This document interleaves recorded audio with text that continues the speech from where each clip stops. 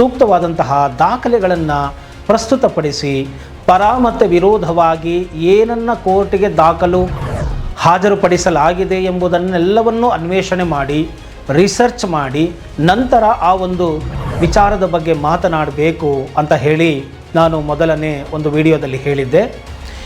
ಈ ಒಂದು ಎರಡನೇ ವಿಡಿಯೋವನ್ನು ಆತ ಮಾಡಿ ಹಾಕಿದ್ದಾರೆ. ಅದರಲ್ಲಿ ಸಾಕ್ಷಿನಾಶ ಎಂಬುವಂತಹ ಟೈಟಲನ್ನು ಕೊಟ್ಟು ಅವರು ಎಳೆಯಾಗಿ ಮತ್ತೆ ಮಾತನಾಡಿದ್ದಾರೆ. ಇದು ಪ್ರಶಂಸನೀಯ. ಯಾಕೆ ಅಂತ ಹೇಳಿದರೆ ಎವಿಡೆನ್ಸನ್ನು ಕೊಟ್ಟು ಮಾತನಾಡ್ತೇನೆ, ನಾನು ಯಾವುದಕ್ಕೂ ಎವಿಡೆನ್ಸ್ ಇಲ್ಲದೆ ನಾನು ಮಾತಾಡೋದಿಲ್ಲ ಅಂತ ಅಂದ ಮೇಲೆ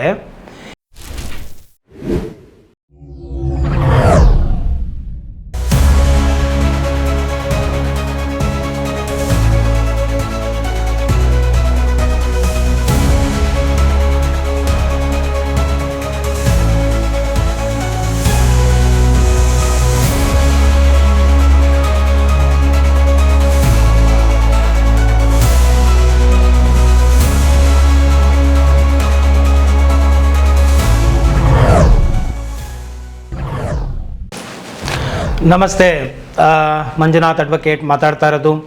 ಕಳೆದ 4 ವರ್ಷಗಳಿಂದ ಸರಿಸುಮಾರು 560ಕ್ಕೂ ಹೆಚ್ಚು ವಿಡಿಯೋಗಳನ್ನು ಕಾನೂನಿಗೆ ಸಂಬಂಧಪಟ್ಟಂತೆ ಹಾಗೂ ಇನ್ನಿತರ ವಿಚಾರಗಳಿಗೆ ಸಂಬಂಧಪಟ್ಟಂತೆ ಸಾರ್ವಜನಿಕರಲ್ಲಿ ಜಾಗೃತಿ, ಅರಿವು, ತಿಳುವಳಿಕೆ ಮೂಡಿಸೋ ಸಲುವಾಗಿ ಮಾಹಿತಿಗಳನ್ನ ನೀಡ್ತಾ ಬರ್ತಾ ಇದ್ದೇನೆ. ಮೊದಲ ಬಾರಿಗೆ ನನ್ನ ವಿಡಿಯೋ ನೋಡ್ತಾರಾದರೆ ಮರೆಯದ ಹಾಗೆ ಈಗಲೇ ಈ ವಿಡಿಯೋ ಕೆಳಗೆ ಇರ್ತಕ್ಕಂಥ ಸಬ್ಸ್ಕ್ರೈಬ್ ಬಟನ್ನ ಕ್ಲಿಕ್ ಮಾಡ್ಕೊಳ್ಳಿ, ಬೆಲ್ ಐಕಾನ್ ಕ್ಲಿಕ್ ಮಾಡ್ಕೊಳ್ಳಿ. ಬಿಡುವಿದ್ದಾಗೆಲ್ಲ ವಿಡಿಯೋಗಳನ್ನ ನೋಡ್ತಾ ಇರಿ. ಬುದ್ಧಿವಂತರಾಗಿ ಸಮಸ್ಯೆಗಳಿಗೆ ಸಿಲುಕದಂತೆ ಚಾಕಚಕ್ಯತೆಯಿಂದ ವ್ಯವಹಾರ ನಡೆಸುವಂಥವರಾಗಿ ಅಂತ ಹೇಳ್ತಾ, ಏನಾದರೂ ಕಾನೂನಿನ ಸಲಹೆಗಳು ಹಾಗೂ ವ್ಯಾಜ್ಯಗಳು ಇದ್ದಿದ್ದೇ ಆದಲ್ಲಿ ಬಂದು ಭೇಟಿ ಮಾಡಬಹುದು. ನನ್ನಿಂದಲೇ ಸೇವೆ ಬೇಕಾಗಿದ್ದಲ್ಲಿ ಮಾತ್ರ ಅಂತ ಹೇಳ್ತಾ, ಇನ್ನು ಇತರ ವಕೀಲರನ್ನು ಬೇಕಾದರೂ ನೀವು ಭೇಟಿ ಮಾಡಬಹುದು. ಸೊ ನನ್ನಿಂದ ನಿಮಗೆ ಕಾನೂನಿನ ಒಂದು ತೊಡರುಗಳಿಗೆ, ಸಂಕಷ್ಟಗಳಿಗೆ, ವ್ಯಾಜ್ಯಗಳಿಗೆ ಸೇವೆ ಬೇಕಾಗಿದ್ದಲ್ಲಿ ಬಂದು ಭೇಟಿ ಮಾಡ್ಬೋದು ಅಂತ ಹೇಳ್ತಾ, ಇವತ್ತಿನ ಒಂದು ಬಹಳ ಮುಖ್ಯವಾದಂತಹ ಒಂದು ವಿಚಾರ, ಕರ್ನಾಟಕದ ಎಲ್ಲ ಕಡೆ ಈ ಸೌಜನ್ಯ ಪ್ರಕರಣ ಸದ್ದು ಮಾಡ್ತಾ ಇದೆ. ಈ ಪ್ರಕರಣಕ್ಕೆ ಸಂಬಂಧಪಟ್ಟಂತೆ ಈಗಾಗಲೇ ನಾನು ಒಂದು ಧರ್ಮಚಕ್ರ ಅಂತ ಹೇಳಿ ಈ ಒಂದು ಧರ್ಮಸ್ಥಳದ ಒಂದು ಕ್ಷೇತ್ರಕ್ಕೆ ಸಂಬಂಧಪಟ್ಟಂತೆ ಇಲ್ಲಿ ಆರೋಪಗಳು ಕೇಳಿ ಬಂದಿರೋದ್ರಿಂದ ಹಾಗೂ ಈ ವಿಚಾರ ಕರ್ನಾಟಕದೆಲ್ಲೆಡೆ ಮನೆ ಮಾಡಿರೋದ್ರಿಂದ ಇದರ ವಿಚಾರವಾಗಿ ಮಾತನಾಡಬೇಕು ಅಂತ ಹೇಳಿ ನನಗೆ ಸಾಕಷ್ಟು ವೀಕ್ಷಕರು, ಕಕ್ಷಿದಾರರು ಕೇಳಿಕೊಂಡಿದ್ದರಿಂದ ಅದರ ಬಗ್ಗೆ ಮಾತನಾಡಿದ್ದೆ. ಈಗ ತದನಂತರ ಈಗ ಈ ಒಂದು ವಿಚಾರ ಎಲ್ಲ ಕಡೆಯೂ ವೈರಲ್ ಆಗಿರೋದು ಸಮೀರ್ MD ಅಂತ ಹೇಳಿ ದೂತ ಚಾನಲನ್ನು ನಡೆಸ್ತಾ ಇರ್ತಕ್ಕಂಥ ಯೂಟ್ಯೂಬರ್ ಮುಖಾಂತರ ಅಂತ ಈಗ ಎಲ್ಲರಿಗೂ ಈಗಾಗಲೇ ಗೊತ್ತಾಗಿದೆ. ಸರಿಸುಮಾರು 1.5 ಕೋಟಿ 2 ಕೋಟಿಯಷ್ಟು ಜನರು ವೀಕ್ಷಣೆಯನ್ನು ಮಾಡಿದ್ದಾರೆ. ಅಂದರೆ ಸರಿಸುಮಾರು 40% ಕನ್ನಡಿಗರು ಕರ್ನಾಟಕದಾದ್ಯಂತ ಹಾಗೂ ಎಲ್ಲ ಕಡೆಯೂ ಕೂಡ ನೋಡಿದ್ದಾರೆ ಅಂತ ಹೇಳಿ ಗೊತ್ತಾಗಿದೆ. ಈ ಒಂದು ವಿಡಿಯೋ ಇಷ್ಟರ ಮಟ್ಟಿಗೆ ವೈರಲ್ ಆಗುತ್ತಾ ಅಂತ ಹೇಳಿ ಆ ಯೂಟ್ಯೂಬರ್ ಎಕ್ಸ್ಪೆಕ್ಟ್ ಮಾಡಿದ್ರೋ ಇಲ್ವೋ ಗೊತ್ತಿಲ್ಲ. ಯಾಕೆ ಅಂತ ಹೇಳಿದರೆ ಈಗ ಒಂದು ಟ್ರೆಂಡ್ ನಡೀತಾ ಇದೆ. ದೊಡ್ಡವರ ವಿಚಾರಗಳನ್ನು ತೆಗೆದುಕೊಂಡು ಬಿಡೋದು, ಅದರ ಬಗ್ಗೆ ಮಾತನಾಡಿದಾಗ ಅದು ಆಬ್ವಿಯಸ್ಲಿ ಏನಾಗುತ್ತೆ, ವೈರಲ್ ಟಾಪಿಕ್ ಆಗೋಗುತ್ತೆ. ಸೊ ವೈರಲ್ ಟಾಪಿಕ್ ಆದರೆ ಬೇಗ ನಾವು ಕೀರ್ತಿಯನ್ನು ಪಡಿಬಹುದು, ಹೆಸರನ್ನು ಮಾಡಬಹುದು, ಮತ್ತು ಶಾರ್ಟ್ಕಟ್ಟಲ್ಲಿ ಬೇಗ ನಾನು ರೆಪ್ಯೂಟ್ ಆಗ್ಬೋದು, ಸೆಲೆಬ್ರಿಟಿ ಆಗಿಬಿಡಬಹುದು ಎಂಬುವಂತಹ ಒಂದು ಟ್ರೆಂಡು ಇತ್ತೀಚೆಗೆ ನಡೀತಾ ಇದೆ. ಸೊ ಇದು ಬಹಳ ತಪ್ಪು. ಯಾಕಂತ ಹೇಳಿದ್ರೆ ನಾನು ಇಲ್ಲಿ ಸಮೀರ್ MD ಅವರಿಗೂ ಕೂಡ ಕೆಲವು ಸಲಹೆಗಳನ್ನು ಒಬ್ಬರು ವಕೀಲರಾಗಿ ನೀಡಲಿಕ್ಕೆ ಬಯಸ್ತೇನೆ. ಪಾಪ ಆತ 21-22 ವರ್ಷದ ಯುವಕ. ಆತನ ಒಂದು ಪ್ರಯತ್ನವನ್ನು ನಾನು ಶ್ಲಾಘಿಸ್ತೇನೆ. ಅದು ಪ್ರಾಮಾಣಿಕವಾಗಿ ಇದ್ದಿದ್ದೇ ಆದಲ್ಲಿ ಖಂಡಿತವಾಗಿಯೂ ಕೂಡ ಅದು ಶ್ಲಾಘನೀಯ ಕೂಡ. ಆ ಧೈರ್ಯಕ್ಕೂ ಕೂಡ ನಾವು ಮೆಚ್ಚುಗೆಯನ್ನು ವ್ಯಕ್ತಪಡಿಸಬೇಕಾಗುತ್ತೆ. ಆದರೆ ಯಾವುದೋ ಒಂದು ಸುಪ್ರಸಿದ್ಧವಾದಂತಹ ಒಂದು ಧರ್ಮಕ್ಷೇತ್ರಗಳನ್ನು ಮತ್ತು ಧರ್ಮಾಧಿಕಾರಿಗಳನ್ನು ನಾವು ಅಡ್ರೆಸ್ ಮಾಡುವಾಗ ನಾವು ತುಂಬ ಎವಿಡೆನ್ಸ್ಗಳನ್ನು ಇಟ್ಟುಕೊಂಡು ಅದರ ಬಗ್ಗೆ ರಿಸರ್ಚನ್ನು ಮಾಡಿ ಸೂಕ್ತವಾದಂತಹ ದಾಖಲೆಗಳನ್ನು ಪ್ರಸ್ತುತಪಡಿಸಿ ಪರ ಮತ್ತು ವಿರೋಧವಾಗಿ ಏನನ್ನು ಕೋರ್ಟಿಗೆ ದಾಖಲು ಹಾಜರುಪಡಿಸಲಾಗಿದೆ ಎಂಬುದನ್ನೆಲ್ಲವನ್ನೂ ಅನ್ವೇಷಣೆ ಮಾಡಿ ರಿಸರ್ಚ್ ಮಾಡಿ ನಂತರ ಆ ಒಂದು ವಿಚಾರದ ಬಗ್ಗೆ ಮಾತನಾಡಬೇಕು ಅಂತ ಹೇಳಿ ನಾನು ಮೊದಲನೇ ಒಂದು ವಿಡಿಯೋದಲ್ಲಿ ಹೇಳಿದ್ದೆ. ಈ ಒಂದು ಎರಡನೇ ವಿಡಿಯೋವನ್ನು ಆತ ಮಾಡಿ ಹಾಕಿದ್ದಾರೆ. ಅದರಲ್ಲಿ ಸಾಕ್ಷಿನಾಶ ಎಂಬುವಂತಹ ಟೈಟಲನ್ನು ಕೊಟ್ಟು ಅವರು ಎಳೆಯಾಗಿ ಮತ್ತೆ ಮಾತನಾಡಿದ್ದಾರೆ. ಇದು ಪ್ರಶಂಸನೀಯ. ಯಾಕೆ ಅಂತ ಹೇಳಿದರೆ ಎವಿಡೆನ್ಸನ್ನು ಕೊಟ್ಟು ಮಾತನಾಡ್ತೇನೆ, ನಾನು ಯಾವುದಕ್ಕೂ ಎವಿಡೆನ್ಸ್ ಇಲ್ಲದೆ ನಾನು ಮಾತಾಡೋದಿಲ್ಲ ಅಂತ ಅಂದ ಮೇಲೆ ಈ ಎವಿಡೆನ್ಸ್ಗಳನ್ನು ನಾವು ಪ್ರೊಡ್ಯೂಸ್ ಮಾಡುವಾಗ ಪರ ಮತ್ತು ವಿರೋಧವಾಗಿ ಯಾವ ದಾಖಲೆಗಳನ್ನು ಕೋರ್ಟ್ಗೆ ಹಾಜರುಪಡಿಸಲಾಗಿದೆ ಎಂಬಂಥ ಎಲ್ಲ ದಾಖಲೆಗಳನ್ನು ಹೇಳಬೇಕಾಗುತ್ತೆ.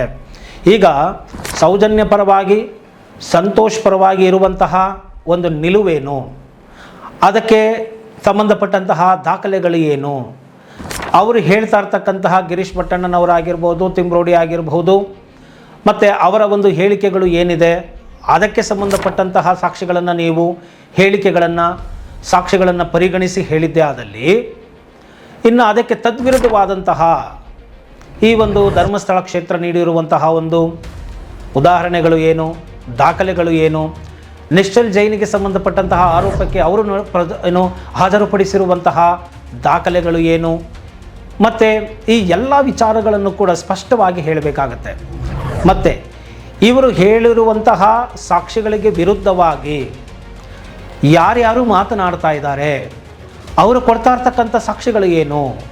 ಉದಾಹರಣೆಗೆ ವಸಂತ ಗಿಳಿಯಾರ್ ಎಂಬುವಂತಹ ವ್ಯಕ್ತಿ, ಆತ ಮೂಲತಃ ಪತ್ರಕರ್ತನಾಗಿದ್ದು ಜನಸೇವಾ ಟ್ರಸ್ಟಿನಲ್ಲಿ ಅವರು ಸಕ್ರಿಯವಾಗಿ ಪಾಲ್ಗೊಂಡಿದ್ದು ಮತ್ತು ಸಾಮಾಜಿಕ ಕಳಕಳಿಯನ್ನು ಹೊಂದಿದ್ದು, ಹೋರಾಟಗಾರರಾಗಿದ್ದು, ಎಸ್ಪೆಷಲಿ ವಿಶೇಷವಾಗಿ ಸೌಜನ್ಯ ಕೇಸಿಗೆ ಪ್ರಕರಣಕ್ಕೆ ಸಂಬಂಧಪಟ್ಟಂತೆ ಸಾಕಷ್ಟು ಅಧ್ಯಯನವನ್ನು ನಡೆಸಿ ಸೌಜನ್ಯಾಳ ಪರವಾಗಿ ಮತ್ತು ಜಸ್ಟಿಸ್ ಫಾರ್ ಸೌಜನ್ಯ ಅಂತ ಹೇಳಿನೇ ಅವರು ಕೂಡ ಪ್ರಯತ್ನವನ್ನು ಮಾಡ್ತಾ ಇದ್ದಾರೆ. ಆದರೆ ಈ ಸೌಜನ್ಯ ಹೆಸರನ್ನು ಬಳಸಿಕೊಂಡು ಈ ಪ್ರಕರಣಕ್ಕೆ ಬೇಡದಂತಹ ವಿಚಾರಗಳನ್ನು ತಗೊಂಡು ಬಂದು ಮಧ್ಯದಲ್ಲಿ ಬೇಳೆ ಬೇಯಿಸಿಕೊಳ್ಳುವಂತಹ ತಮ್ಮ ತಟ್ಟೆಗಳನ್ನು ತುಂಬಿಸಿಕೊಳ್ಳುವಂತಹ ಪ್ರಯತ್ನಗಳು ನಡೀತಾ ಇದೆ. ಅದು ನಡೆಯಬಾರದು. ಮತ್ತು ಸಕ್ರಿಯವಾದಂತಹ ಸರಿಯಾಗಿರುವಂತಹ ಸಾಕ್ಷ್ಯಗಳನ್ನು ನೀಡಿದ್ದೇ ಆದಲ್ಲಿ ಈ ವಸಂತ ಗಿಳಿಯಾರ್ ಕೂಡ ನಾನು ಸೌಜನ್ಯ ಪರವಾಗಿಯೇ ಇರ್ತಕ್ಕಂಥದ್ದು, ಈ ಗಿರೀಶ್ ಭಟ್ಟಣ್ಣನವರು ಕೊಡ್ತಾ ಇರ್ತಕ್ಕಂತಹ ಹೇಳಿಕೆಗಳಾಗಿರ್ಬೋದು, ತಿಮ್ರೋಡಿ ಕೊಡ್ತಾ ಇರ್ತಕ್ಕಂಥ ಹೇಳಿಕೆಗಳಿಗೆ ಸರಿಯಾದಂತಹ ಸೂಕ್ತ ದಾಖಲೆಗಳನ್ನು ಕೊಟ್ಟರೆ ನಾನು ಅವರ ಪರವಾಗಿಯೇ ಹೋಗಿ ಇಲ್ಲಿ ಹೋರಾಟವನ್ನು ಮಾಡ್ತೇನೆ ಎಂಬುವಂತಹ ಮಾತನ್ನು ಕೂಡ ಅವರು ಹೇಳ್ತಾ ಇದ್ದಾರೆ.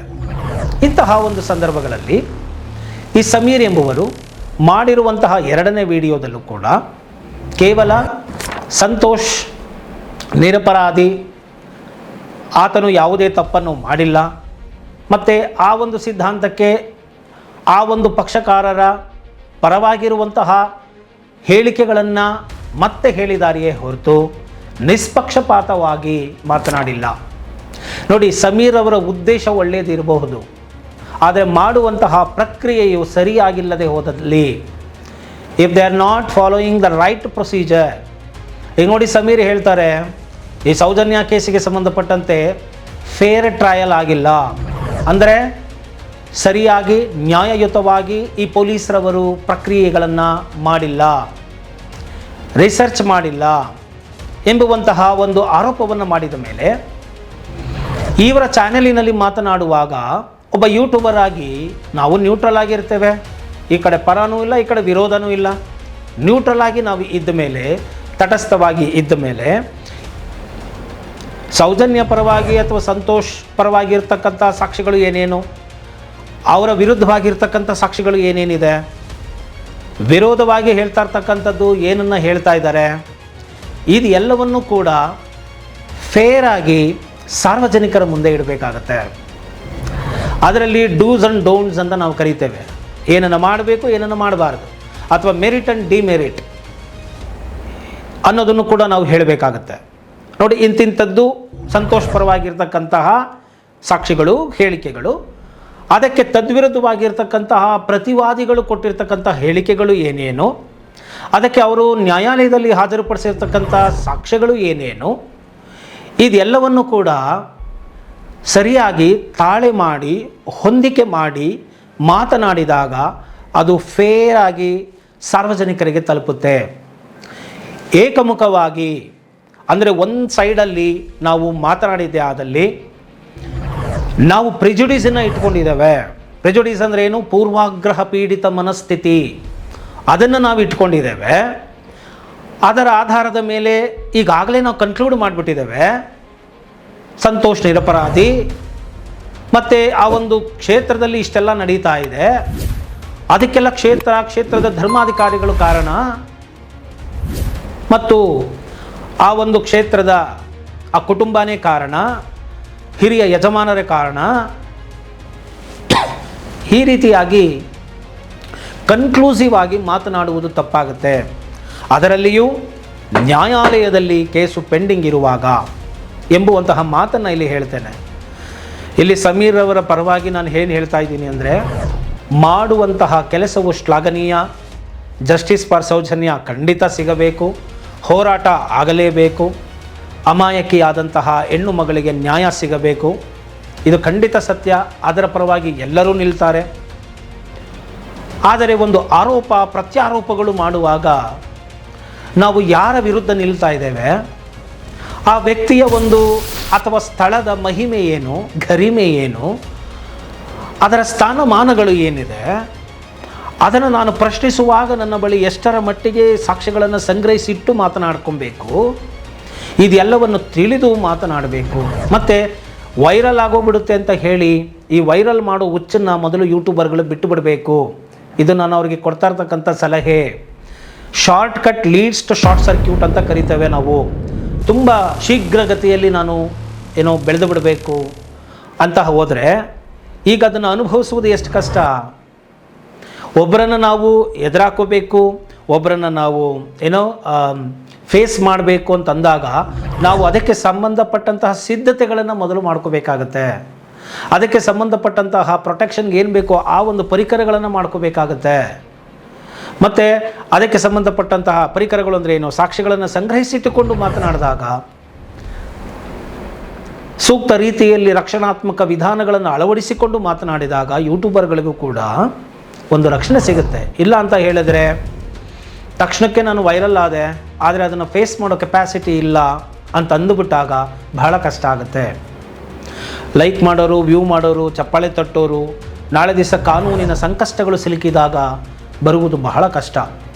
ಅವರು ನೋಡಬಹುದು, ವಿಚಾರ ತಿಳ್ಕೊಳ್ಬಹುದು, ಆದರೆ ನಿಜವಾಗಿಯೂ ಹೋರಾಟಕ್ಕೆ ಪ್ರತಿಭಟನೆಗೆ ಇಳಿಯುವವರು ಎಷ್ಟು ಜನ, ಮತ್ತು ನಿಮ್ಮ ಪರವಾಗಿ ನಿಲ್ಲುವವರು ಎಷ್ಟು ಜನ. ಈಗ ನಾನು ಸಾಕಷ್ಟು ಯೂಟ್ಯೂಬರ್ಗಳನ್ನ ನೋಡ್ತಾ ಬರ್ತಾ ಇದ್ದೇನೆ. ಆದರೆ ಅವರೆಲ್ಲ ವೈರಲ್ ಆಗ್ತಾರೆ, ಏನೋ ಮಾಡ್ತಾರೆ, ವೈರಲ್ ಆಗ್ತಾರೆ, ಆಮೇಲೆ ಹಾಗೆ ಅಷ್ಟೇ ಬೇಗ ಹೊರಟೋಗ್ತಾರೆ. ಯಾಕೆ? ಈ ವೈರಲ್ ಹುಚ್ಚು ಬೇಡ. ಸ್ಥಿಮಿತ ಮನಸ್ಸು, ಸ್ಥಿತಪ್ರಜ್ಞೆ ಮನಸ್ಸಿರಬೇಕು. ನಿಧಾನವಾಗಿ ಆದರೂ ಗುರಿ ಮುಟ್ಟಬೇಕು. ತಡವಾಗಿ ಆದರೂ ದೃಢವಾಗಿ ಮಾಡುವ ಕೆಲಸಗಳನ್ನು ಮಾಡಬೇಕಾಗತ್ತೆ. ಅದನ್ನು ಬಿಟ್ಟು ಅಸ್ಪಷ್ಟವಾದಂತಹ, ಅಪರಿಪೂರ್ಣವಾದಂತಹ ಮಾಹಿತಿಗಳನ್ನು ಇಟ್ಟುಕೊಂಡು ನಾವು ದೊಡ್ಡ ದೊಡ್ಡ ವಿಚಾರಗಳ ಬಗ್ಗೆ ಮಾತನಾಡಲಿಕ್ಕೆ ಹೋದಾಗ ಖಂಡಿತವಾಗಿಯೂ ಕಾನೂನಿನ ಸಂಕಷ್ಟಗಳನ್ನು ಎದುರಿಸಬೇಕಾಗತ್ತೆ. ಮತ್ತು ಅದಕ್ಕೆ ಆಗ್ತಕ್ಕಂತಹ ಪರಿಣಾಮಗಳನ್ನು ಎದುರಿಸಬೇಕಾಗತ್ತೆ. ನಾಳೆ ಆ ಒಂದು ಕ್ಷೇತ್ರಕ್ಕೆ ಆದಂತಹ ಒಂದು ಚ್ಯುತಿ ಆಗ್ಬೋದು, ಗೌರವಕ್ಕೆ ಧಕ್ಕೆ ಆಗಿರ್ಬೋದು, ಅವಮಾನ ಆಗಿರ್ಬೋದು, ಅವರು ನಿರಪರಾಧಿಗಳು ಅಂತ ಹೇಳಿ ಪ್ರೂವ್ ಆಗಿ ಕೋರ್ಟಿನಿಂದ ಆಚೆ ಬಂದುಬಿಟ್ರೆ ನಾಳೆ ಅವರ ವಿರುದ್ಧ ಹೋರಾಟ ಮಾಡಿದಂತಹ ಅವರು, ಆ ಒಂದು ಹೆಸರಿಗೆ, ನೇಮಿಗೆ, ಬ್ರ್ಯಾಂಡಿಗೆ ಡ್ಯಾಮೇಜ್ ಮಾಡಿರ್ತಕ್ಕಂತಹವರು ಸಾಕಷ್ಟು ಕಷ್ಟಗಳನ್ನು ಅನುಭವಿಸಬೇಕಾಗತ್ತೆ ಕಾನೂನಿನ ದೃಷ್ಟಿಯಲ್ಲಿ. ಯಾಕೆ ಅಂತ ಹೇಳಿದರೆ ಆ ಒಂದು ಕ್ಷೇತ್ರದಿಂದ ಲಕ್ಷಾಂತರ ಜನರಿಗೆ ಅನುಕೂಲ ಆಗ್ತಾ ಇದೆ, ಸಾವಿರಾರು ಕೋಟಿಗಳು ಸಂಗ್ರಹ ಆಗ್ತಾ ಇದೆ, ಒಳ್ಳೆಯ ಕಾರ್ಯಗಳು ನಡೀತಾ ಇದೆ.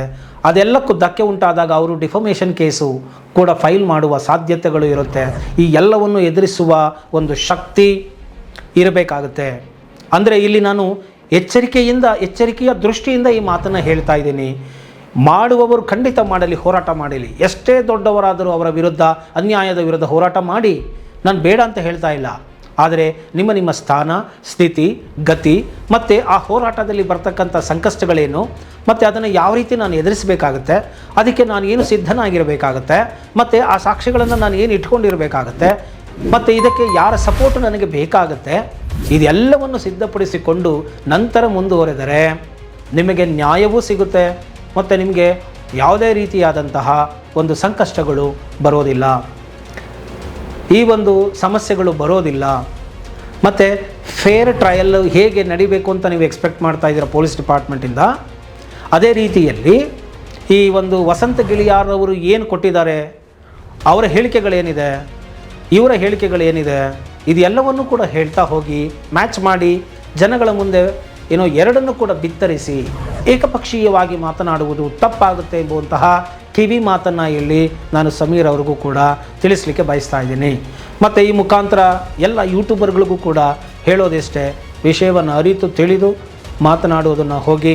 ಮತ್ತು ಆತ ಮಾಡಿರ್ತಕ್ಕ ಸಮೀರ್ ಮಾಡಿರುವಂತಹ ನಾವು ವಿಡಿಯೋಗಳನ್ನ ನೋಡಿದ್ರೂ ಕೂಡ ದೊಡ್ಡ ದೊಡ್ಡ ಹೆಸರುಗಳನ್ನು ತಗೊಳ್ಳೋದು, ಅದರ ಬಗ್ಗೆ ವಿಡಿಯೋ ಮಾಡಿ ಹಾಕೋದು. ಯಾಕೆ ಇಷ್ಟು ಬೇಗ ಪ್ರಚುರ ಆಗ್ತಾ ಇದೆ ಅಂದರೆ because of name and fame and the kind of reputation they have in the society. ಅವರು ಎಷ್ಟು ಸುಪ್ರಸಿದ್ಧರಾಗಿದ್ದಾರೆ, ಅವರ ಹೆಸರೇನು, ಅವರ ಘನತೆ ಏನು, ಸಮಾಜದಲ್ಲಿ ಅವರ ಸ್ಥಾನಮಾನಗಳೇನಿದೆ ಅಂಥವ್ರನ್ನ ಟಚ್ ಮಾಡೋದು ಮತ್ತು ಅಂಥ ವಿಚಾರಗಳನ್ನು ಟಚ್ ಮಾಡೋದು. ಇದನ್ನು ಮಾಡಿದ್ರೆ ಖಂಡಿತ ವೈರಲ್ ಆಗುತ್ತೆ. ಆದರೆ ಅದನ್ನು ಯಾವ ರೀತಿಯಾಗಿ ನಾನು ಬೇರು ಮಾಡಬೇಕು ಎಂಬುವಂತಹ ಸಿದ್ಧತೆಗಳನ್ನು ತಿಳಿದುಕೊಂಡು ಖಂಡಿತವಾಗಿಯೂ ಮಾಡಿ. ಸಾರ್ವಜನಿಕರು ಬರೀ ವ್ಯೂಸ್ ಮಾಡ್ತಾರೆ, ನೋಡ್ತಾರೆ, ಅವ್ರು ಏನೂ ಬರೋದೇ ಇಲ್ಲ ಅನ್ನೋದು ನನ್ನ ಅಭಿಪ್ರಾಯ ಅಲ್ಲ. ಎಷ್ಟೋ ಪ್ರತಿಭಟನೆಗಳಿಗೆ ಜನ ಬರ್ತಾ ಇದ್ದಾರೆ, ಹೇಳಿತಾ ಇದ್ದಾರೆ, ನ್ಯಾಯಕ್ಕಾಗಿ ಕೂಗನ್ನು ಕೊಡ್ತಾ ಇದ್ದಾರೆ. ಆದರೆ ಇಲ್ಲಿ ನಾವು ತಿಳಿದುಕೊಳ್ಳಬೇಕು, ಈ ಎಮೋಷನಲ್ ಆಗಿ ಬಿಹೇವ್ ಮಾಡುವುದು ತಪ್ಪು ಅಂತ ಹೇಳಿ. ಅದು ಏನಕ್ಕೆ ನಾನು ಹೇಳ್ತೇನೆ ಅಂತ ಹೇಳಿದ್ರೆ, ನೋಡಿ, ಯಾವುದೇ ಒಂದು ವಿಚಾರವನ್ನು ತೆಗೆದುಕೊಂಡ್ರೆ ನಾವು ಪರ ವಿರೋಧ ಅನ್ನೋದು ಇದ್ದೇ ಇರುತ್ತೆ. ಸೊ ಈಗ ಪರವಾಗಿ ಸಮೀರಿಗೆ ಕೊಡ್ತಾ ಇರ್ತಕ್ಕಂತಹ ಸಾಕ್ಷಿಗಳು ಏನೇನು, ಅಲ್ಲಿ 9 ಅಕ್ಟೋಬರ್ 2022ರಲ್ಲಿ ಈ ಒಂದು ಕೃತ್ಯ ನಡೀತು. ಆದರೆ ಬಾಡಿ ಫೈಂಡ್ ಆಗಿದ್ದು ಮಾರನೇ ದಿನ 10ನೇ ತಾರೀಕು ಅಕ್ಟೋಬರ್ 2012ರಲ್ಲಿ 2022 ಅಂತ ಹೇಳಿದೆ, 2012ರಲ್ಲಿ ಈ ಒಂದು ಕೃತ್ಯ ನಡೀತು. ಮಾರನೇ ದಿನ 10 ಅಕ್ಟೋಬರ್ 2012ರಲ್ಲಿ ಆ ಬಾಡಿ ಫೈಂಡ್ ಔಟ್ ಆಯಿತು ಅಂತ ಹೇಳಿ, ಎಲ್ಲೋ ಕೃತ್ಯವನ್ನು ಮಾಡಿ ತೊಗೊಂಡು ಬಂದು ಅಲ್ಲಿ ಬಾಡಿಯನ್ನು ಹಾಕಿದ್ದಾರೆ. ಆವತ್ತಿನ ದಿನ ಅಷ್ಟೆಲ್ಲ ಜನ ಹುಡುಕಿದ್ರು, ಫೈಂಡ್ ಔಟ್ ಆಗಿಲ್ಲ ಬಾಡಿ ಅಂತ ಹೇಳಿ ಒಂದು ಸಾಕ್ಷಿಯನ್ನು ಕೊಡ್ತಾರೆ. ಅದಕ್ಕೆ ವಸಂತ ಗಿಳಿಯಾರವರು ಏನು ಹೇಳ್ತಾರೆ, ಇಲ್ಲ ಅದು ಧಾರಾಕಾರವಾಗಿ ಮಳೆ ಬರ್ತಾಯಿತ್ತು, ಅದೆಲ್ಲ ಆ ಥರ ಇತ್ತು ಪರಿಸ್ಥಿತಿ. ಅದು ಬಂದಾಗ ಅದು ಏನು ತುಂಬ ಸ್ಲೋಪ್ ಜಾಗ ಇರೋದರಿಂದ ಅಲ್ಲಿ ತೊರೆಯಲ್ಲಿ 3 ರಿಂದ 4 ಅಡಿಯಷ್ಟು ನೀರು ನಿಲ್ಲುತ್ತೆ. ಅಂತಹ ಸಂದರ್ಭದಲ್ಲಿ ಅವರು ಎಲ್ಲ ಜನರು ಆ ತೊರೆಯನ್ನು 3 ಅಡಿ 4 ಅಡಿ ನೀರನ್ನು ಭೇದಿಸಿ ಹೋಗುವಂತಹ ಸಾಹಸ ಮಾಡಿರಲಾರರು, ಅವರು ಹುಡುಕಾಟ ಮಾಡಿರೋದಿಲ್ಲ. ಆದ್ದರಿಂದ ಅದು ಮಾರನೆಯ ದಿನ ಹೋದಾಗ ಅದು ಸಿಕ್ಕಿದೆ ಎಂಬುವ ಒಂದು ಸ್ಪಷ್ಟನೆಯನ್ನು ಕೊಡ್ತಾರೆ. ಮತ್ತು ಈ ಡಾಗ್ ಸ್ಕ್ವಾಡನ್ನು ಏನು ಕರೆದುಕೊಂಡು ಹೋದಾಗ ಅಲ್ಲೆಲ್ಲ ನೀರು ಎಲ್ಲ ಜಾಸ್ತಿ ತೇವಾಂಶಗಳಿದ್ದರಿಂದ ಆ ಒಂದು ಡಾಗ್ ಸ್ಕ್ವಾಡ್ಗೂ ಕೂಡ ಅದು ಗೊತ್ತಾಗಲಿಲ್ಲ ಎಂಬುವಂತಹ ಮಾಹಿತಿಯನ್ನು ಕೊಡ್ತಾರೆ. ಇದನ್ನು ಕೂಡ ಹೇಳಬೇಕಾಗತ್ತೆ. 2 ವಿಚಾರವನ್ನು ಕೂಡ ನಾವು ಮಾತಾಡಬೇಕಾಗತ್ತೆ. ಇನ್ನು ಈ ಒಂದು ಸೌಜನ್ಯ ಕೇಸಿನಲ್ಲಿ ಒಳ ಉಡುಪು ಅವರು ತಗೊಂಡು ಬಂದು ಮನೆಗೆ ಬಂದು ತಾಯಿಯಿಂದ ಅವರು ತರಿಸ್ಕೊಳ್ತಾರೆ, ಅಲ್ಲಿ ಇರಲಿಲ್ಲ ಅಂತ ಹೇಳಿದಾಗ ಇವರು ಆರೋಪ ಮಾಡ್ತಾರೆ. ಆದರೆ ಈ ವಸಂತ ಗಿಳಿಯಾರವರ ಮತ್ತು ಅವರ ತಾಯಿಯ ಸ್ಪಷ್ಟನೆ ಏನು ಅಂತ ಹೇಳಿದ್ರೆ, ಅದಕ್ಕೆ ಅವರು ಆ ತರಹದ್ದನ್ನೇ ಉಪಯೋಗಿಸುತ್ತಾ ಇದ್ದರು ಅಂತ ಹೇಳಿ ಕಂಪ್ಯಾರಿಸನ್ ಮಾಡೋದಕ್ಕೋಸ್ಕರ, ತಿಳ್ಕೊಳ್ಳೋದಕ್ಕೋಸ್ಕರ, ರೀಕನ್ಫರ್ಮ್ ಮಾಡ್ಕೊಳ್ಳೋದಕ್ಕೋಸ್ಕರ ಅವರು ಅದನ್ನು ಕಲೆಕ್ಟ್ ಮಾಡ್ಕೊಂಡಿದ್ರು for the sake of investigation ಅಂತ ಹೇಳಿ ಸ್ಪಷ್ಟನೆ ಕೊಡ್ತಾ ಇದ್ದಾರೆ. ಇಲ್ಲಿ ಯಾರು ಸರಿ ಯಾರು ತಪ್ಪು ಅಂತ ನಾನು ಹೇಳೋಕ್ಕೋಗಲ್ಲ. ಏನು ನಡೀತಾ ಇದೆ ಅನ್ನೋದ್ರ ಬಗ್ಗೆ ಈ ಸಾಮಾಜಿಕ ಚಾವಡಿ ಅಂತ ನಾವೇನು ಕರಿತೀವಿ, ಸೋಷಿಯಲ್ ಪ್ಲ್ಯಾಟ್ಫಾರ್ಮ್, ಇದರಲ್ಲಿ ಏನು ಬರ್ತಾ ಇದೆ ಅದನ್ನು ನಿಮ್ಮ ಮುಂದೆ ಸ್ಪಷ್ಟವಾಗಿ ಇಡ್ತಾ ಇದ್ದೀನಿ. ಆದರೆ ಇದು ಸರಿ ಯಾವುದು ತಪ್ಪು ಯಾವುದು ಅಂತ ಹೇಳಬೇಕಾದವ್ರು ಯಾರು? ಕೋರ್ಟು ತೀರ್ಮಾನ ಮಾಡಲಿ. ಅಲ್ಲಿವರೆಗೂ ಇದು ಕಂತೆಗಳು, ಬೇರೆ ಬೇರೆ ತರಹದ ಕಥೆಗಳು ಇದೆಲ್ಲವೂ ಬರ್ತಾನೆ ಇರುತ್ತೆ. ಆದರೆ ಅದಕ್ಕೆ ತಕ್ಕಂಗೆ ಉತ್ತರಗಳನ್ನು ಹುಡುಕುವಂತಹ ಒಂದು ಪ್ರಯತ್ನವನ್ನು ಕೂಡ ನಾವು ಮಾಡಬೇಕಾಗತ್ತೆ. ಇನ್ನು ಈ ಒಂದು 11ನೇ ತಾರೀಕು ಇವರು ಅರೆಸ್ಟ್ ಮಾಡಿದರು ಸಂತೋಷ್ ರಾವ್ನ, ಮತ್ತು 13ನೇ ತಾರೀಕು ಅವರು ಪ್ರೊಡ್ಯೂಸ್ ಮಾಡ್ತಾರೆ. ಅಲ್ಲಿವರೆಗೂ ಇಲ್ಲೀಗಲ್ ಡಿಟೆನ್ಷನ್ನ ಆಗಿತ್ತು ಅಂತೆಲ್ಲ ಹೇಳ್ತಾ ಹೋಗ್ತಾರೆ. ಮತ್ತು ಹಲವಾರು ಈ ಒಂದು ಸಾಕ್ಷಿಯಾಗಿ ಯಾರ್ಯಾರು ಇದ್ದರು ಅವರೆಲ್ಲರ ಕೊಲೆ ಆಗುತ್ತೆ. ಆಲ್ಮೋಸ್ಟ್ ಆಲ್ ಎಲ್ಲ ಸಾಕ್ಷಿಗಳ ನಾಶವನ್ನು ಮಾಡ್ತಾರೆ ಇವರು ಅಂತ ಹೇಳ್ತಾ ಹೋಗ್ತಾರೆ. ಇದಕ್ಕೆ ಈ ಒಂದು ವಸಂತ ಗಿಳಿಯಾರವರು ಏನು ಹೇಳ್ತಾರೆ ಅಂತ ಹೇಳಿದ್ರೆ, ಇದು ಗ್ಯಾಂಗ್ ಅಲ್ಲವೇ ಅಲ್ಲ ಅಂತ ಹೇಳಿ ಈ ಫಾರೆನ್ಸಿಕ್ ರಿಪೋರ್ಟ್ ಕೊಟ್ಟಂತಹ ಡಾಕ್ಟರು ಸ್ಪಷ್ಟಪಡಿಸಿದ್ದಾರೆ. ಯಾಕೆ ಅಂದರೆ ಆ ಒಂದು ಘಟನೆಯಲ್ಲಿ ನಡೆದಂಥ ಒಂದು ಸ್ಟ್ರೆಚ್ ಮಾರ್ಕ್ ಆಗಿರಬಹುದು, ಆ ಒಂದು ಕೊರಳನ್ನು ಬಿಗಿದಿರೋದಾಗಿರಬಹುದು, ಕೈ ಕಟ್ಟಿರೋದಾಗಿರಬಹುದು, ಆ ಒಂದು ಮರದ ಬೇರಿಗೆ ಕೈ ಕಟ್ಟಿರೋದಾಗಿರಬಹುದು, ಮತ್ತು ಆ ಬ್ಯಾಗ್ಗಳಾಗಿರಬಹುದು, ಈ ಎಲ್ಲವನ್ನು ಪರಿಶೀಲನೆಯನ್ನು ಮಾಡಿದಂತಹ ಡಾಕ್ಟರ್ಸ್ಗಳು ಆಂಟಮಾಲಜಿ ರಿಪೋರ್ಟ್ ಅಂತ ಹೇಳಿ ಕೊಡ್ತಾರೆ. ಅದರಲ್ಲಿ ವೈಜ್ಞಾನಿಕವಾಗಿಯೂ ಕೂಡ ಹೇಳ್ತಾರೆ ಇದು ಗ್ಯಾಂಗ್ ರೇಪ್ ಅಂತೂ ಆಗಿಲ್ಲ ಅಂತ ಹೇಳಿ ಅಲ್ಲಿ ತೀರ್ಮಾನವನ್ನು ಮಾಡ್ತಾರೆ. ಮತ್ತು ಇದು ಎಲ್ಲೋ ಮಾಡಿ ಇನ್ನೊಂದು ದಿನ ತೊಗೊಂಡು ಬಂದು ಹಾಕಿರೋದಲ್ಲ. ಇವರು 4:15 ನಂತರ ಒಂದು ಶಾಲೆ ಅಥವಾ ಕಾಲೇಜನ್ನು ತೊರೆದು ಹೋದ ಮೇಲೆ ಆ ಒಂದು ಅಲ್ಲಿ ಏನಿರುತ್ತಲ್ಲ ಅದು ಆ ಒಂದು ಶವದ ಮೇಲೆ ಈ ಡೂಪ್ಲೆ ಎಂಬುವಂತಹ ಒಂದು ಕೀಟ ಇತ್ತು. ಆ ಕೀಟ ಸಂಜೆ 6 ಗಂಟೆ 6:30 ಆಸುಪಾಸು ಇಂತಹ ಸಂದರ್ಭದಲ್ಲಿ ಮೊಟ್ಟೆ ಇಡುವಂತಹ ಒಂದು ಪ್ರಕ್ರಿಯೆ ಇರುತ್ತೆ. ಅದು ಆ ದೇಹದ ಮೇಲೆ ಇಟ್ಟಿರೋದ್ರಿಂದ ಆ ಸಂದರ್ಭದಲ್ಲೇ ಇದು ಆಗಿದೆ, ಅಲ್ಲೇ ಆಗಿದೆ, ಎಲ್ಲೋ ಆಗಿರೋದಲ್ಲ ಇದು ಕೃತ್ಯ ಅಂತ ಹೇಳಿ ರಿಪೋರ್ಟನ್ನು ಹಾಕಿದ್ದಾರೆ. ಅದನ್ನು ಕೂಡ ನಾವು ಹೇಳಬೇಕಾಗತ್ತೆ. ಇನ್ನು ಆ ಒಂದು ಮಣ್ಣು, ಆ ಒಂದು ಕೃತ್ಯ ನಡೆದಂತಹ ಸ್ಥಳದ ಮಣ್ಣು, ಆ ಬಟ್ಟೆಯ ಮೇಲೆ, ಆಕೆಯ ಬಟ್ಟೆಯ ಮೇಲಿದ್ದಂತಹ ಮಣ್ಣು ಹಾಗೂ ಆಕೆಯ ಒಂದು ಮರ್ಮಾಂಗದಲ್ಲಿ ಹಾಕಿದಂತಹ ಮಣ್ಣು ಇದೆಲ್ಲವೂ ಕೂಡ ಒಂದು ಟ್ಯಾಲಿ ಆಗ್ತಾ ಇದೆ. ಆದ್ದರಿಂದ ಇದು ಘಟನೆ, ಈ ಕೃತ್ಯ ಅಲ್ಲೇ ನಡೆದಿರ್ತಕ್ಕಂಥದ್ದು ಎಂಬುವ ಒಂದು ವೈಜ್ಞಾನಿಕವಾದಂತಹ ರಿಪೋರ್ಟನ್ನು ಕೂಡ ಇದರಲ್ಲಿ ಕೊಡಲಾಗಿದೆ. ಇದಿಷ್ಟು ಸ್ಪಷ್ಟನೆಯನ್ನು ಇವರು ಕೊಟ್ಟಿದ್ದಾರೆ. ಯಾರು? ವಸಂತ ಗಿಳಿಯಾರವರು.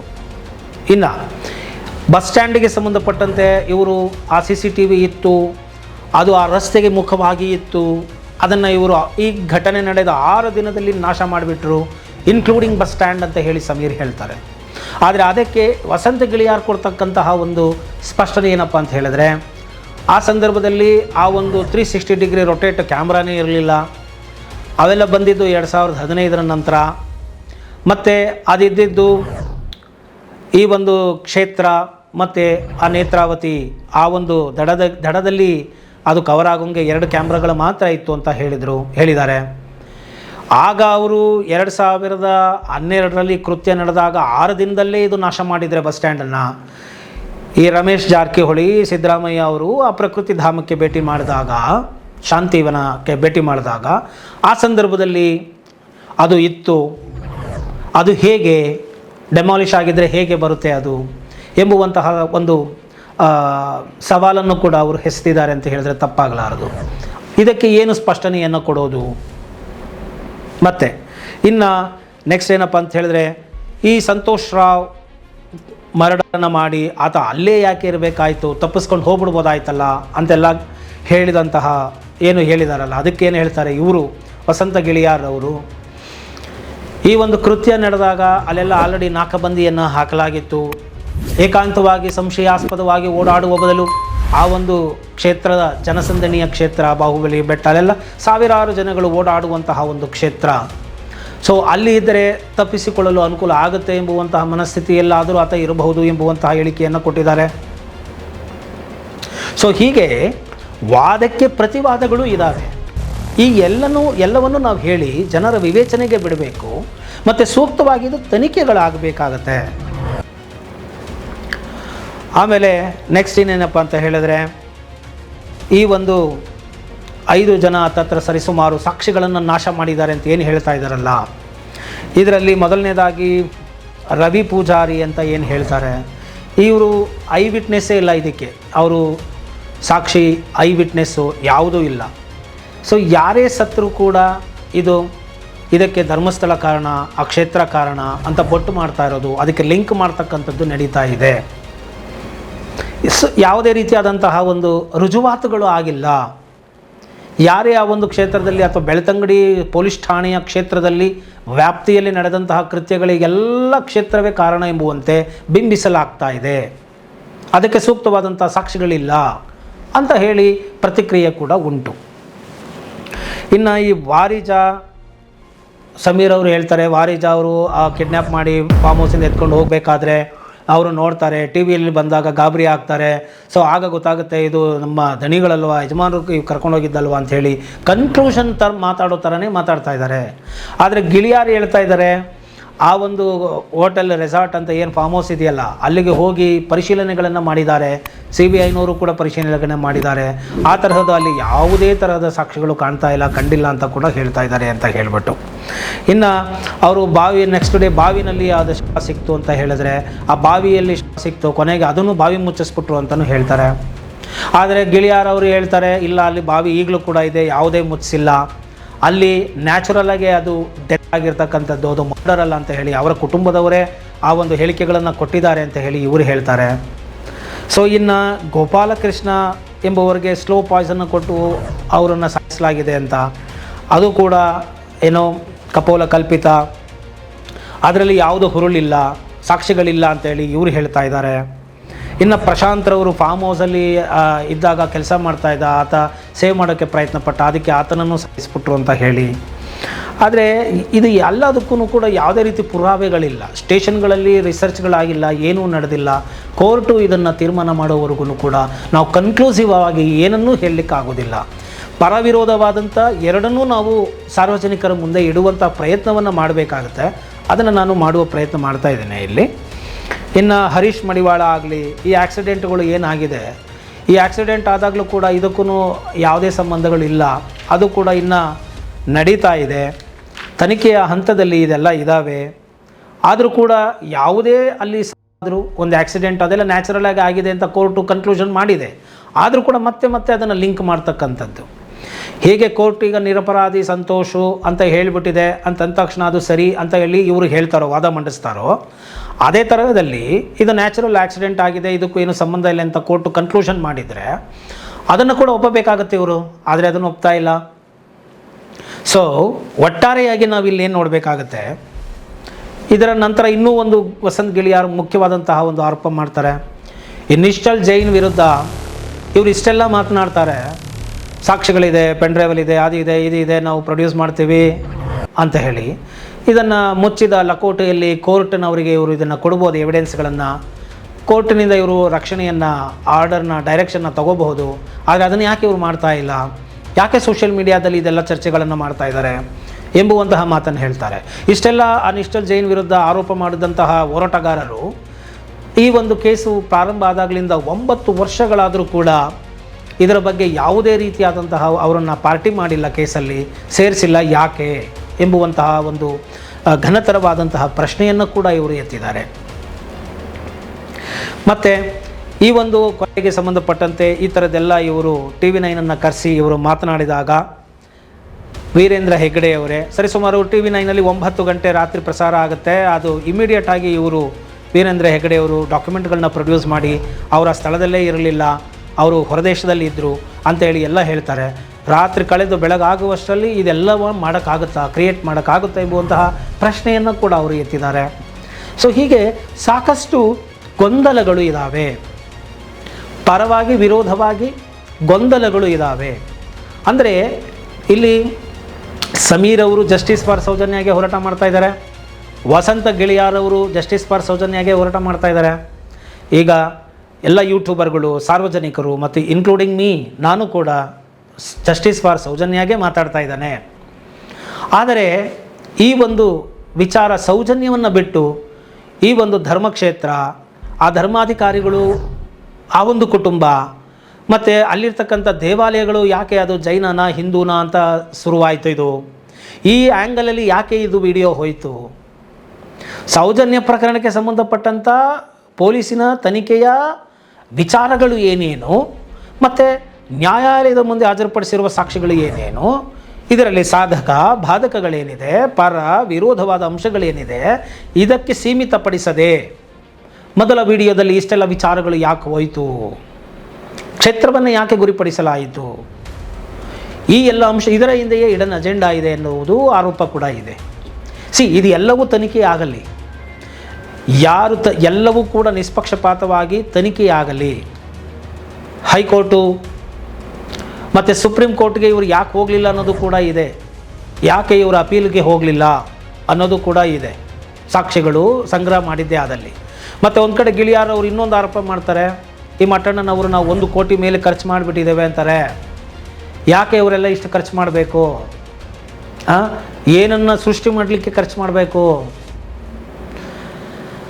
ಸೌಜನ್ಯ ಪರ ತಾಯಿ ಇದ್ದಾಗ ಅವರಿಗೆ ಪಬ್ಲಿಕ್ ಪ್ರಾಸಿಕ್ಯೂಟರ್ ಇರ್ತಾರೆ, ಅವರು ಕೇಸನ್ನು ನಡೆಸ್ತಾರೆ, ಸರ್ಕಾರ ಅದಕ್ಕೆ ದುಡ್ಡು ಕೊಡುತ್ತೆ. ಇವ್ರು ಯಾಕೆ ಇಷ್ಟೆಲ್ಲ ಖರ್ಚು ಮಾಡ್ಕೊಂಡು ಓಡಾಡ್ತಾ ಇದ್ದಾರೆ, ಅಷ್ಟು ಖರ್ಚನ್ನು ಅವ್ರು ಯಾಕೆ ಮಾಡಿದ್ರು ಎಂಬುವಂತಹ ಮಾತನ್ನು ಕೂಡ ಇಲ್ಲಿ ತೆಗೆದಿದ್ದಾರೆ. ಅಂದರೆ ಒಂದಂತೂ ಇಲ್ಲಿ ನಾನು ಸ್ಪಷ್ಟವಾಗಿ ಹೇಳಲಿಕ್ಕೆ ಬಯಸ್ತೇನೆ, ಈ ಪರ ವಿರೋಧವಾಗಿರ್ತಕ್ಕಂಥ ಎಲ್ಲವನ್ನೂ ಕೂಡ ನೋಡಿ ನಿಧಾನವಾಗಿ ತಾಳ್ಮೆಯಿಂದ ವರ್ತಿಸಿ ಅಂತ ಸಾರ್ವಜನಿಕರಿಗೆ ಹೇಳ್ತೇನೆ. ನಮ್ಮಲ್ಲಿ IQ ಮತ್ತು EQ ಅಂತ ಇದೆ. IQ ಅಂದರೆ ಏನು? Intelligent quotient. EQ ಅಂದರೆ ಏನು? Emotional quotient. ಮನುಷ್ಯ ಯಾವಾಗಲೂ ಕೂಡ ಎಮೋಷನಲ್ ಆಗಿ ರಿಯಾಕ್ಟ್ ಮಾಡ್ತಾನೆ, ಅಂದರೆ ಭಾವನಾತ್ಮಕವಾಗಿ ರಿಯಾಕ್ಟ್ ಮಾಡಿಬಿಡ್ತಾನೆ. ತಾರ್ಕಿಕವಾಗಿ ವಿವೇಚನಾಯುಕ್ತವಾಗಿ ರಿಯಾಕ್ಟ್ ಮಾಡೋದಿಲ್ಲ ಜಾಸ್ತಿ, ಯಾಕಂದರೆ ಬುದ್ಧಿ ಉಪಯೋಗಿಸೋದಿಲ್ಲ. ತಕ್ಷಣಕ್ಕೆ ರಿಯಾಕ್ಟ್ ಎಮೋಷ್ನಲ್ ಆಗಿ ಮಾಡಿಬಿಡ್ತಾನೆ. ಧರ್ಮಸ್ಥಳ ಇನ್ಮೇಲೆ ಬೇಡವೇ ಬೇಡಪ್ಪ, ಅಲ್ಲಿಗೆ ಯಾರೂ ಹೋಗಲೇಬೇಡ್ರಿ, ಧರ್ಮಸ್ಥಳ ಕ್ಷೇತ್ರದಲ್ಲಿ ಇಷ್ಟೆಲ್ಲ ನಡೀತಾ ಇದೆ, ಈ ಧರ್ಮಸ್ಥಳದಲ್ಲಿ ಮಂಜುನಾಥ ಇದ್ದರೆ ಇಷ್ಟೆಲ್ಲ ಯಾಕೆ ಆಗ್ತಾಯಿತ್ತು, ಆದ್ದರಿಂದ ಅದು ಅಧರ್ಮಸ್ಥಳ, ಅಲ್ಲಿಗೆ ಹೋಗೋದೇ ಬೇಡ, ಮಂಜುನಾಥ ಇದ್ದರೆ ಆಕೆಗೆ ಯಾರು ಆರೋಪಿಗಳು ಅವ್ರಿಗೆ ಶಿಕ್ಷೆ ಆಗಲಿ, ಈ ರೀತಿಯಾಗಿ ಎಮೋಷ್ನಲ್ ಆಗಿ ರಿಯಾಕ್ಟ್ ಮಾಡೋದನ್ನು ನಿಲ್ಲಿಸಿ. ಯಾಕೆ ಅಂತ ಹೇಳಿದರೆ, ದೇವರಿದ್ದಾನೆ ಅಂತ ನೀವು ನಂಬಿದ್ದೆ ಆದರೆ ಶಿಕ್ಷೆ ಆಗುತ್ತೆ, ಬಟ್ ಅದು ಪ್ರಕ್ರಿಯೆಗಳು ಆಗಬೇಕು. It takes its own time. ಆದ್ದರಿಂದ ಈ ರೀತಿಯಾಗಿ ಮಾತನಾಡುವುದನ್ನು ನಿಲ್ಲಿಸಿ, ಕನ್ಕ್ಲೂಷನ್ಗೆ ಬರುವುದು ಬೇಡ. ಕೋರ್ಟು ತೀರ್ಮಾನವನ್ನು ಮಾಡಲಿ, ಅಲ್ಲಿಯವರೆಗೂ ಯಾವುದೇ ಕನ್ಕ್ಲೂಷನ್ಗಳು ಬೇಡ, ಎಕ್ಸೈಟ್ಮೆಂಟ್ ಡಿಸಿಷನ್ಗಳು ಬೇಡ, ಪ್ರತಿಭಟನೆಗಳನ್ನು ಮಾಡಿ. ಓಕೆ, ಸೊ ಎಲ್ಲರ ವಿರುದ್ಧನೂ ಕೂಡ ನೀವು ಏನಿದೆ ಹೆಸರುಗಳು ಕೇಳಿ ಬಂದಿದೆ ಅವರ ತನಿಖೆಗಳು ಆಗಲಿ ನಿಷ್ಪಕ್ಷಪಾತವಾಗಿ. ಆ ಕ್ಷೇತ್ರನೋ ಅಥವಾ ಅಲ್ಲಿನ ಕುಟುಂಬದವರೋ ಯಾರೇ ಇನ್ವಾಲ್ವ್ ಆಗಿದ್ರು ಅವರಿಗೆ ಶಿಕ್ಷೆ ಆಗಲಿ, ಖಂಡಿತ ಶಿಕ್ಷೆ ಆಗಲಿ. ಆದರೆ ಅದು ಕೋರ್ಟ್ ಇತ್ಯರ್ಥ ಮಾಡುವ ಮುನ್ನ ಎಮೋಷ್ನಲ್ ರಿಯಾಕ್ಷನ್ಸು ಬೇಡ, ತುಂಬ ಓವರಾಗಿ ರಿಯಾಕ್ಟ್ ಮಾಡೋದು ಬೇಡ, ಯಾವುದೋ ಒಂದು ವಿಡಿಯೋಗಳನ್ನು ನೋಡಿ ನಾವು ರಿಯಾಕ್ಟ್ ಮಾಡೋದು ಬೇಡ. 800 ವರ್ಷಗಳ ಇತಿಹಾಸ ಕ್ಷೇತ್ರಕ್ಕೆ ಇದೆ. ಆ ಕುಟುಂಬವನ್ನು ನಿಸ್ವಾರ್ಥವಾಗಿ ತಮ್ಮ ಜಾಗವನ್ನು ಬಿಟ್ಟು ಧಾರ್ಮಿಕ ಶ್ರದ್ಧಾ ಕೇಂದ್ರವನ್ನಾಗಿ ಮಾಡ್ತಾ ಬಂದಿದ್ದಾರೆ. ಅವರ ವಿರುದ್ಧ ಸಾಕಷ್ಟು ಆರೋಪಗಳಿದ್ದಾವೆ. ಅಲ್ಲಿ ಸಾಕಷ್ಟು ಜಮೀನುಗಳನ್ನು ಹೊಡೆದಿದ್ದಾರೆ, 1000 ಎಕರೆ ಜಮೀನು ತಗೊಂಡಿದ್ದಾರೆ, ಅಲ್ಲಿ ಕಂಟ್ರೋಲಲ್ಲಿದೆ, ಈ ರೀತಿ ಅವರು ನಮ್ಮ ಹತ್ರ ಏನೂ ಇಲ್ಲ ಅಂತೇಳಿ ಸರ್ಕಾರಕ್ಕೆ ಡಿಕ್ಲೇರ್ ಮಾಡಿದ್ದಾರೆ. ಇದೆಲ್ಲ ಏನಾರಿದ್ರೆ ಖಂಡಿತ ತನಿಖೆ ಆಗಲಿ. ಆ ರೀತಿಯಾಗಿ ಏನಾರು ಇದ್ದರೆ ಅದು ಸರ್ಕಾರ ವಶಪಡಿಸಿಕೊಳ್ಳಲಿ. ನ್ಯಾಯ ಎಲ್ಲರಿಗೂ ಒಂದೇ, ಕಾನೂನು ಎಲ್ಲರಿಗೂ ಒಂದೇ. ಆದರೆ ಅದು ತೀರ್ಮಾನ ಆಗುವವರೆಗೆ ತಾಳ್ಮೆಯಿಂದ ಇರಿ ಮತ್ತು ಯಾವುದನ್ನು ಕನ್ಕ್ಲೂಸಿವ್ ಪ್ರೂಫ್ ಆಗಿ ತೊಗೊಳಕ್ಕೆ ಹೋಗಬೇಡಿ. ಸಮೀರ್ ಹೇಳಿದ್ದನ್ನು ಕೇಳಿ, ಗೆಳೆಯಾರ್ ಹೇಳೋದನ್ನು ಕೇಳಿ, ಮಟ್ಟಣ್ಣನವರು ಹೇಳೋದು ಕೇಳಿ, ಮಹೇಶ್ ತಿಮ್ರೋಡಿ ಅವರು ಹೇಳೋದನ್ನು ಕೇಳಿ, ಮತ್ತು ಇನ್ಯಾರು ಯೂಟ್ಯೂಬರ್ಸ್ಗಳು ಇನ್ನೇನೋ ರಿಸರ್ಚ್ ಮಾಡಿ ಇನ್ನೇನೋ ನಾಳೆ ಬಂದರೆ ಅದನ್ನು ಕೇಳಿ. ಆದರೆ ತೀರ್ಮಾನ ಕೋರ್ಟ್ ಮಾಡಬೇಕಾಗಿದೆ. ಯಾಕಂದರೆ ನಮ್ಮಗಳ ಬಳಿ ಯಾವುದೇ ಅಧಿಕಾರಗಳಿಲ್ಲ. ಅಧಿಕಾರ ಇರುವುದು ಕೋರ್ಟಿಗೆ, ಅದನ್ನು ಎಕ್ಸಿಕ್ಯೂಷನ್ ಮಾಡೋ ಪವರ್ ಇರೋದು ಪೊಲೀಸ್ನವ್ರಿಗೆ. ಬಟ್ ಈ ಎರಡು ಕ್ಷೇತ್ರಗಳು, ಈ ಎರಡು ವಲಯ ಏನಿದೆ, ಇದು ಸರಿಯಾಗಿ ಕೆಲಸ ಮಾಡೋದಕ್ಕೆ ಸಾರ್ವಜನಿಕರಲ್ಲಿ ಇದು ಚಿಂತನೆ ಇರಬೇಕು. ಅದು ಡಿಸ್ಕಷನ್ ಆಗ್ತಾ ಇದೆ ಪಬ್ಲಿಕ್ ಪ್ಲ್ಯಾಟ್ಫಾರ್ಮಲ್ಲಿ, ಅದು ಬಿಸಿ ಇರುತ್ತೆ, ತನಿಖೆ ಶೀಘ್ರಗತಿನಲ್ಲಿ ಆಗುತ್ತೆ. ಆದ್ದರಿಂದ ಇದು ಆಗಲಿ, ನ್ಯಾಯ ಸಿಗುವವರೆಗೂ ಇದು ಮುನ್ನಡೆಯಲಿ ಎಂಬುವಂತಹ ಒಂದು ಮಾತನ್ನು ನಾನು ಇಲ್ಲಿ ಹೇಳಲಿಕ್ಕೆ ಬಯಸ್ತೇನೆ. ಈ ಒಂದು ವಿಚಾರ ನಾನು ಬಹಳ ತೀಕ್ಷ್ಣವಾಗಿ ನೋಡಿದ್ದೇನೆ. ಆದರೆ ಕೋರ್ಟಿನಲ್ಲಿರ್ತಕ್ಕಂತಹ ದಾಖಲೆಗಳು ನಮ್ಮ ಬಳಿ ಇಲ್ಲ. ನಾವು ಕನ್ಕ್ಲೂಸಿವ್ ನಾನು ಮಾಡೋಕ್ಕೆ ಹೋಗೋದಿಲ್ಲ. ಪರ ವಿರೋಧ ಎರಡನ್ನೂ ಕೇಳಿ, ಮುಕ್ತವಾಗಿ ಸಾರ್ವಜನಿಕರು ಅದನ್ನು ಸ್ವೀಕಾರ ಮಾಡಿ, ಕೋರ್ಟಿಗೆ ಇದನ್ನು ಮುಟ್ಟಿಸುವ ಪ್ರಯತ್ನ ಮಾಡಿ, ಕೋರ್ಟು ಇದನ್ನು ನಿಷ್ಪಕ್ಷಪಾತವಾಗಿ ತುಲನೆ ಮಾಡಿ, ವಿಮರ್ಶೆ ಮಾಡಿ ತೀರ್ಮಾನವನ್ನು ಕೊಡಲಿ. ಸೌಜನ್ಯಗೆ ನ್ಯಾಯ ಖಂಡಿತವಾಗಿಯೂ ಸಿಗಬೇಕು.